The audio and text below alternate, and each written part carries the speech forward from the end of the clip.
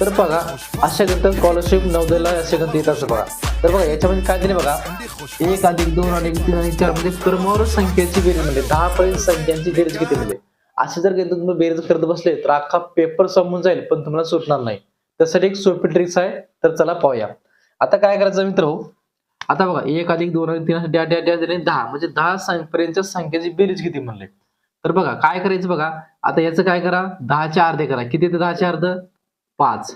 मग डबल दुसरा एक नंबर लिहून टाका, झालं तुमचं उत्तर. तसं दुसरं पहा, 1 2 3 4 5 डॅश डॅश डॅश डॅश 50 पर्यंतच्या संख्येची बेरीज म्हणले. तर काही करायचं नाही. आता हा नंबर किती आहे? 50. 50 चे अर्धे लिहा 25 आणि डबल एक नंबर लिहा 25. आलं तुमचं उत्तर. घ्या कॅल्क्युलेटर आणि करा चेक. तर विद्यार्थी मित्रो, तिसरं जे गणित आहे या तिसऱ्याचं गणिताचं उत्तर मला तुम्ही कमेंट बॉक्समध्ये नक्की कळवा.